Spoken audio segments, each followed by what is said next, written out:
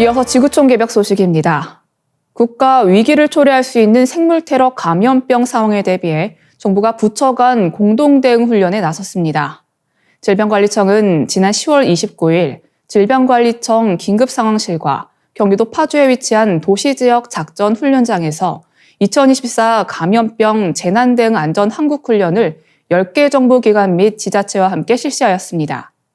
안전한국훈련은 2005년부터 행정안전부 주관으로 실시되는 범정부 차원의 국가 재난대비 훈련입니다. 이번 훈련은 테러 위기경보 심각 상황을 가정해 생물테러 대응 체계를 가동하는 국내 최초의 훈련으로 두창, 즉 천연두 발생 주제로 진행되었습니다. 1980년 세계보건기구가 천연두 종식을 선언한 후 자연 발생 감염은 없었지만 바이러스가 무기로 사용될 가능성에 대비하는 취지입니다. 특히 미상의 해외 우편물 대량 배송과 오물풍선 투하 등 테러 위협 상황도 시나리오에 포함되어 있습니다. 훈련은 생물 테러로 인한 두창 확진 사례와 추가 발생에 대응하는 실행 기반 훈련과 감염병 위기 경보에 따른 대응 체계를 가동해 대응 계획을 마련하는 토론 기반 훈련으로 구성됩니다. 실행 기반 훈련은 현장 초동 조치, 대국민 브리핑, 역학조사, 백신 접종 등의 절차로 진행되었으며 토론 기반 훈련에서는 최초 확진자 발생 후 신속하게 위험도와 질병의 영향력을 평가해 재난위기 단계를 결정하고 이를 관계기관에 전파하는 대응 체계를 점검하였습니다.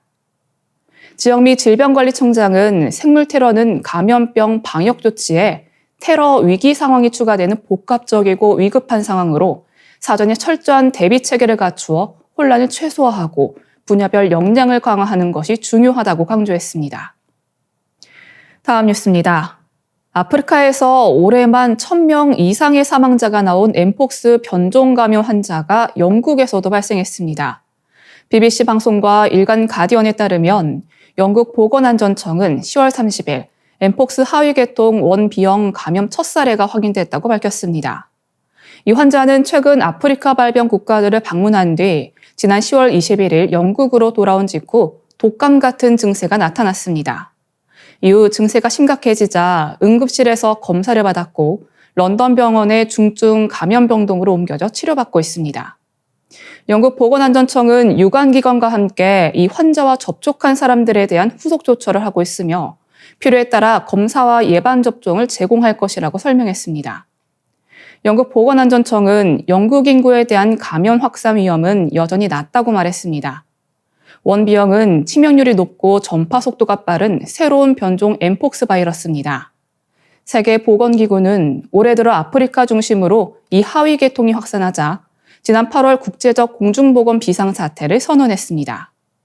한편 독일 질병관리당국인 노베르트 코흐 연구소에 따르면 지난 10월 18일 독일에서도 확진된 엠폭스 환자에게 엠폭스 하위계통 원B형 바이러스가 검출됐습니다. 이 환자는 외국에서 감염된 것으로 확인됐습니다. 노베르트 코흐 연구소는 독일에서 엠폭스 확산 위험이 크지는 않다고 밝혔습니다. 원B형 엠폭스 바이러스는 아프리카 외 지역에서는 지난 8월 중순 스웨덴에서 처음 나왔습니다. 독일 환자와 함께 지난 10월 18일 노르웨이에서도 엠폭스 환자 1명이 나왔습니다.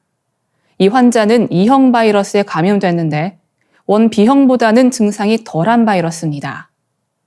엠폭스는 이미 아프리카 대륙을 휩쓸고 있습니다. 아프리카 질병통제예방센터는 지난 10월 17일 기준으로 1,100명이 엠폭스로 숨졌다고 밝혔습니다. 발병자와 사망자 대부분이 변종 엠폭스의 진원지로 꼽히는 콩고 민주공화국에서 나왔습니다. 최근에는 잠비아, 짐바브웨에서 올해 첫 엠폭스 환자가 나와 아프리카 연합회원국 55개국 중 엠폭스 발병국은 올해 18개국으로 늘었습니다. 다음 뉴스입니다. 세계 최대 검색 엔진인 미국 업체 구글이 러시아에서 내야 하는 누적 벌금이 전 세계 국내 총생산을 넘어섰습니다. RBC 등 러시아 매체는 10월 29일 소식통을 인용해 러시아가 구글에 부과한 누적 벌금이 2간 루블에 달한다고 전했습니다. 일간은 10의 36제곱입니다. 달러로 환산하면 209달러입니다. 일구는 10의 32제곱입니다.